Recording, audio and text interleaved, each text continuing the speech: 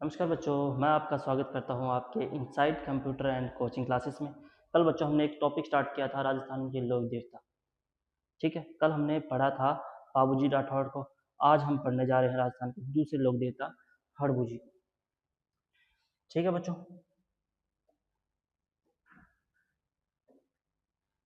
हड़बू जी का जन्म देखेंगे। पहले तो अपन हड़बू जी का जन्म हुआ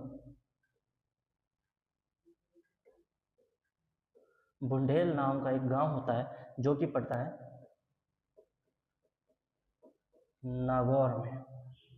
वहां पर क्या होता है, हड़बू जी का जन्म होता है बच्चों। ठीक है, उसके बाद में हड़बू जी के पिता थे मेहा जी सांकरा। ठीक है, और हड़बू जी की माता जी का नाम क्या था? उनके माता जी का नाम था सौभाग्य देवी। ठीक है, कुछ समय बाद हड़बू जी के जो पिता थे मेहा जी सांकरा, उनकी क्या हो जाती है, मृत्यु हो जाती है बच्चों। और मृत्यु होती है बच्चों 1462 में। ठीक है, अपने पिता की मृत्यु के बाद हड़बू जी क्या हो जाते हैं, एक टूट से जाते हैं। ठीक है, अकेले रहने लग जाते हैं।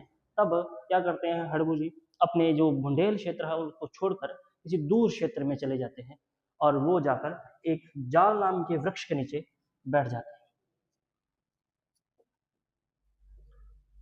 जाल नाम के वृक्ष के नीचे जाकर बैठ जाते हैं। ठीक है बच्चों, कुछ समय बाद उसी जाल नाम के वृक्ष का नाम पड़ा बच्चों हरभंग जाल।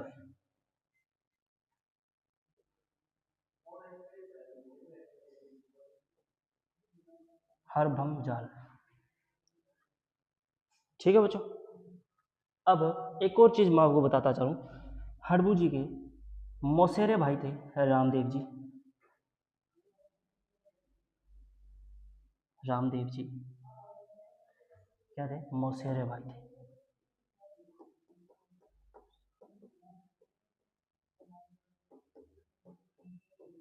मौसेरे भाई थे। रामदेव जी हड़बू जी के पास जाते हैं, उस जाल जो वृक्ष के नीचे बैठे थे वहां पर जाते हैं और उनको समझाते हैं भी मृत्यु तो सबकी लिखी हुई है, एक ना एक दिन सबको जाना ही है। ठीक है, कोई भी इंसान इस धरती पर अमर नहीं होके आता। ठीक है, तो तभी रामदेव जी उन्हें कहते हैं कि तुम इस चीज को भूलने के लिए क्या कर लो, एक गुरु प्राप्ति कर लो। ठीक है, तभी रामदेव जी उन्हें अपने गुरु जो जिनका नाम था बालीनाथ जी, उनके पास लेके जाते हैं।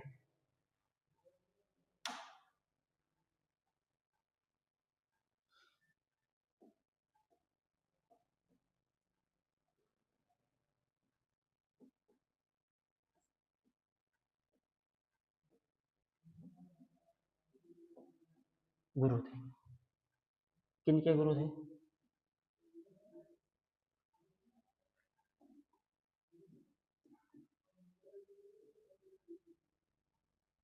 रामदेव जी की भी थे और थे हड़बू जी की भी। ठीक है बच्चा, अब जब हड़बू जी बालीनाथ जी से ज्ञान प्राप्ति कर लेते हैं, दीक्षा प्राप्ति कर लेते हैं, तब वहां पर उन्हें एक ऐसी एक ऐसा शास्त्र का ज्ञान हो जाता है जिसको बोलते हैं अपन बच्चा शकुन शास्त्र। ठीक है, किसका ज्ञान हो जाता है?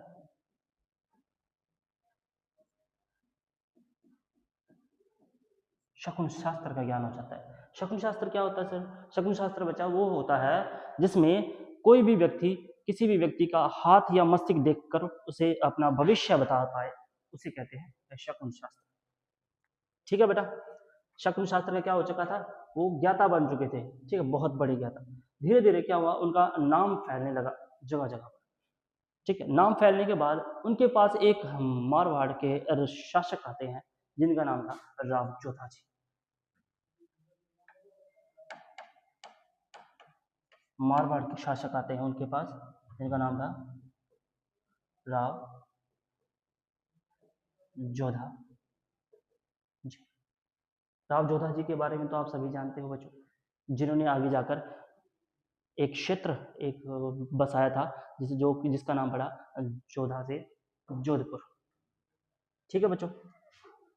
अब जोधपुर के शासक राव जोधा जी, जोधपुर क्या मेवाड़ के शासक जोधा जी आकर हड़बू जी से बोलते हैं कि मुझे एक ऐसा वरदान दीजिए ताकि मैं मंडोर को जीत सकूं।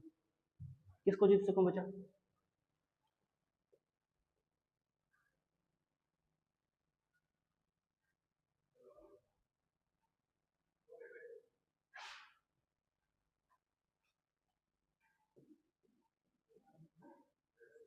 मंडोर को जीत सकूं। ठीक है। राव जोधा जी मंडोर पर तो बहुत भारी अटैक करते हैं, बहुत भारी हमले करते हैं, पर वहां का एक शासक था, बहुत ज्यादा बलवान शासक। इसका नाम था बच्चा राणा कुंभाजी।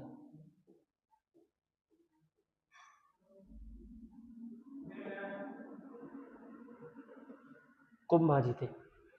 ठीक है। तभी हड़बू जी राव जोधा जी को एक वरदान देते हैं विजय प्राप्ति का, और साथ में अपनी एक कटार भेंट में देते हैं। क्या देते हैं?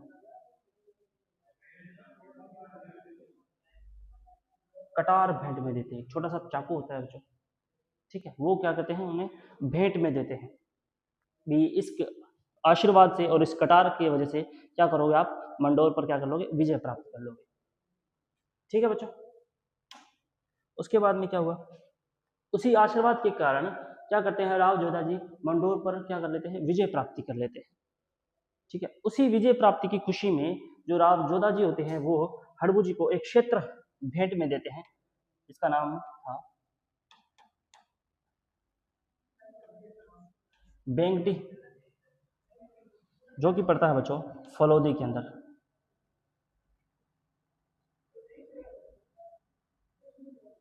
फलौदी के अंदर पड़ता है। ठीक है। अब उस क्षेत्र में हड़बू जी जाने के बाद एक क्या करते हैं, जो विकलांग गाय होती है, जो बीमार गायें होती है, उनकी सेवा करते हैं। ठीक है। अपनी एक बैलगाड़ी होती है हड़बू जी के पास में, उस बैलगाड़ी पर दूर दूर से चारा घास लेके आते हैं और उन गायों को खवाते हैं या चराते हैं। ठीक है। जब हड़बू जी के थोड़े समय बाद हड़बू जी की मृत्यु हो जाती है, तब तो उस क्षेत्र के लोग क्या करते हैं, हड़बू जी के जो बैलगाड़ी होती है उसकी पूजा करते हैं। ठीक है बेटा।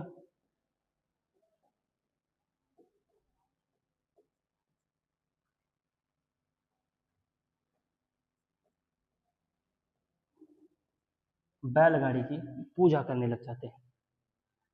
ठीक है। तो वहां पर एक राजा आता है, उस जगह पर क्या करता है, वो एक मंदिर निर्माण करवा देता है। उस राजा का नाम था बच्चा राजा अजीत सिंह।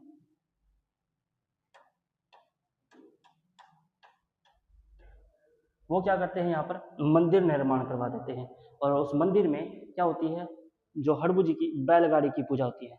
बैल तो मर गया पर अभी भी उनकी बैलगाड़ी की पूजा होती है। ठीक है बेटा।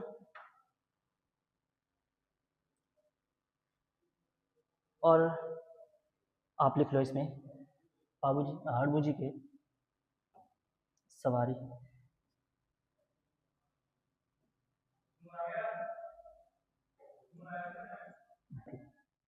ठीक है बेटा। हड़बू जी की सवारी क्या थी, सियार थी। इसके बाद में हम राजस्थान के दूसरे लोक देवता देखते हैं, जो कि कौन थे, रामदेव जी।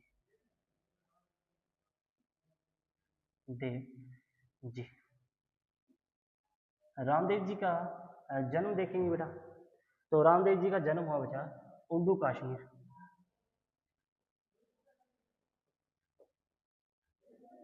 उर्दू कश्मीर शिव तहसील।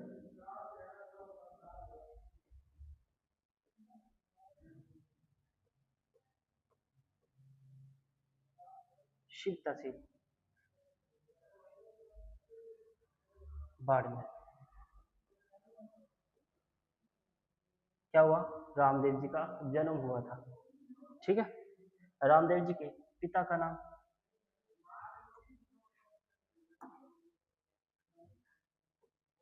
क्या था? अजमल जी।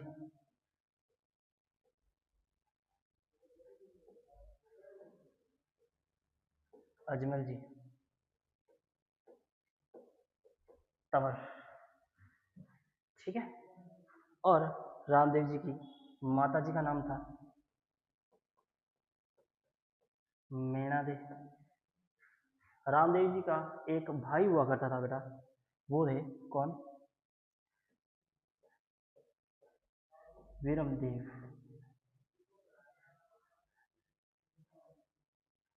वीरमदेव जी। ठीक है।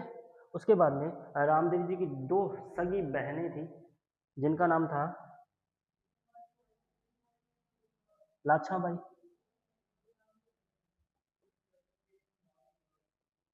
लाछाबाई और सुगनाबाई।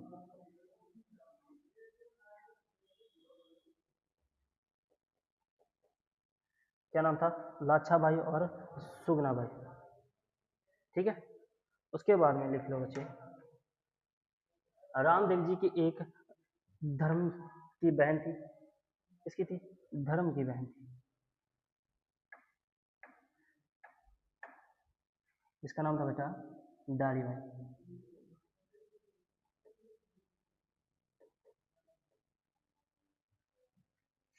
ठीक है, क्लियर है? उसके बाद में लिखो, रामदेव जी का विवाह होता है, विवाह होता है अमरकोट की राजकुमारी नेतल दे के साथ में।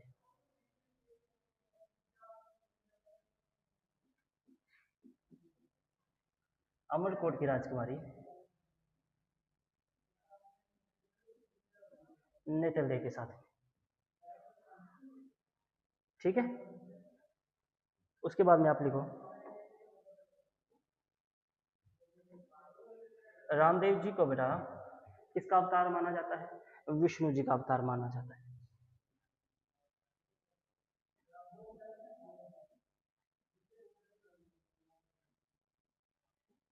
का अवतार माना जाता है। ठीक है बेटा। उसके बाद में आप लिखो,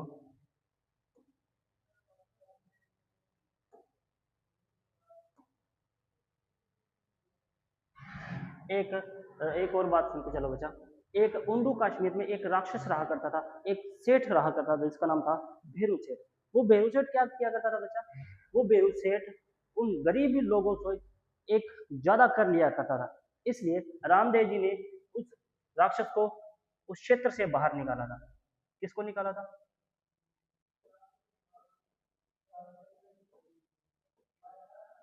भेरू सेठ को।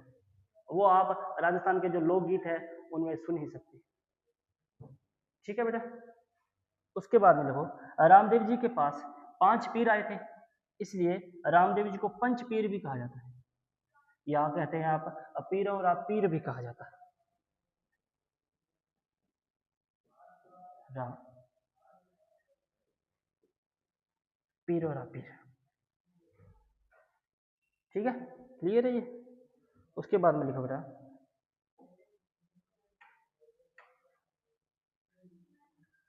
उसके बाद में लिखो, रामदेव जी ने एक पंथ चलाया था जिसका नाम था बेटा कामड़िया पंथ।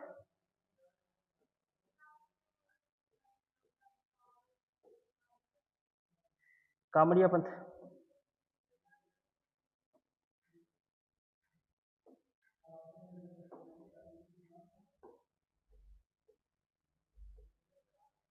ठीक है।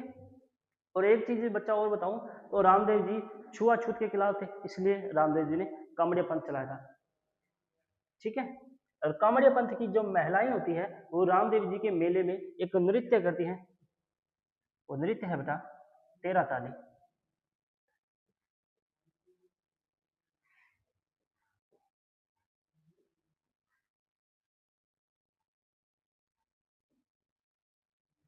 तेरा ताली नृत्य करती है।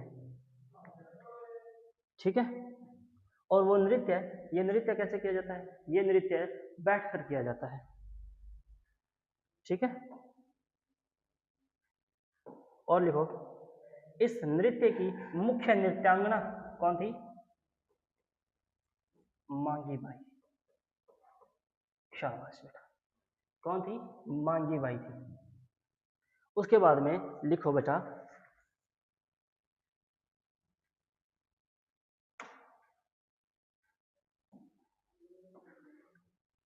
रामदेव जी ने समाधि कब ली थी? उसके बाद में लिखो समाधि। समाधि ली थी बच्चा कब?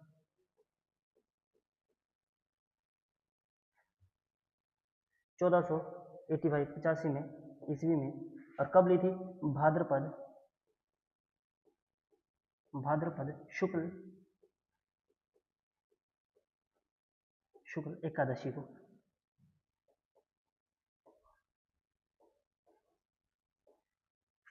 कब ली थी? भाद्रपद शुक्ल एकादशी को ली थी। ठीक है। उसके बाद में देखो बेटा मेला। रामदेव जी का मेला कब बढ़ता है? यह बढ़ता है बच्चा भाद्रपद शुक्ल या भाद्रपद शुक्ल द्वितीया को। कब भरता है? रामदेव जी का मेला भाद्रपद शुक्ल द्वितीया को भरता है बेटा। ठीक है।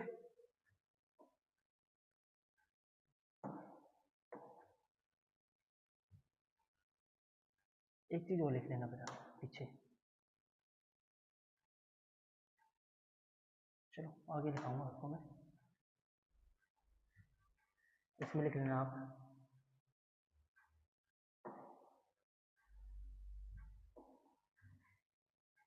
पाबूजी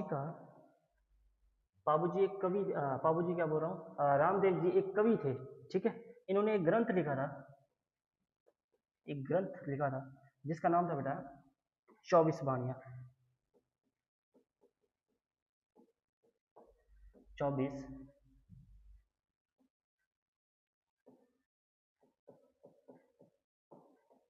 बाणियां। ठीक है। उसके बाद में लिखो रामदेव जी के गुरु थे बेटा, कौन थे? बालीनाथ जी।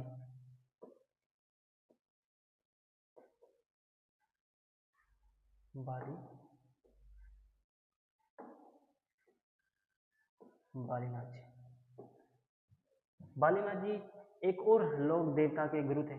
कौन थे? वो थे बचा हड़बू जी के। ठीक है। उसके बाद में कुछ रामदेव जी की लोक वाचिकाएं हैं। ठीक है। वो है बेटा, आप लिखो एक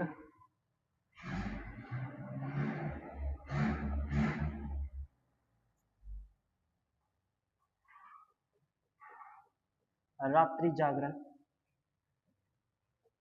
फर्स्ट। सेकंड लिखो आप ध्वज को क्या कहते हैं। उसके बाद में लिखो यात्री को क्या कहते हैं। और उसके बाद लिखो चमत्कार को क्या कहते हैं। ठीक है। रात्रि जागरण को बचा रामदेव के जमा कहा जाता है। ध्वजा को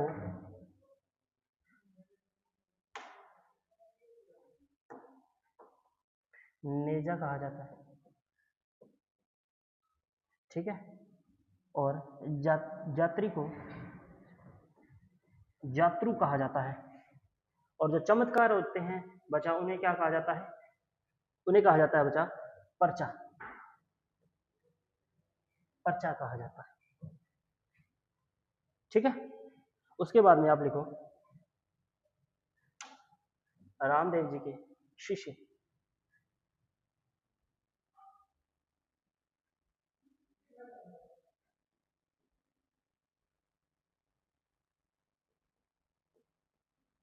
शिष्य कौन कौन है?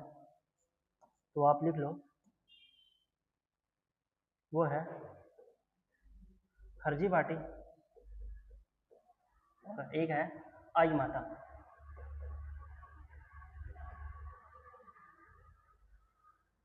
कौन है? आई माता।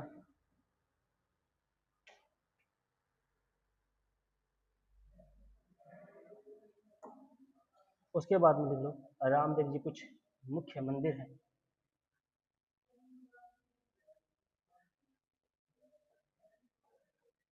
मंदिर है, फर्स्ट लिखो बचा।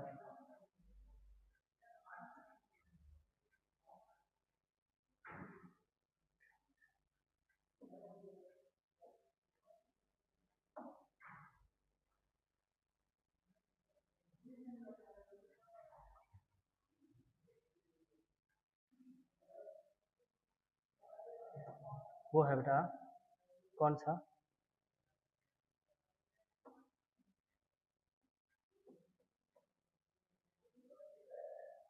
खुड़िया से।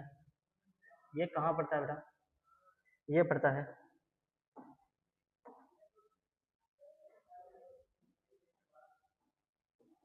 अजमेर में। एक है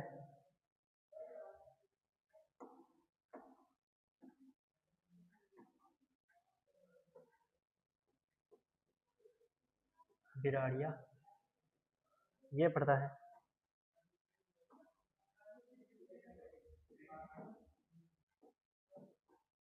पाली में।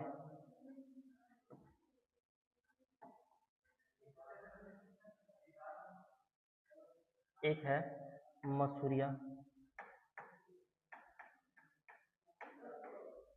ये कहाँ पड़ता है? ये पड़ता है बेटा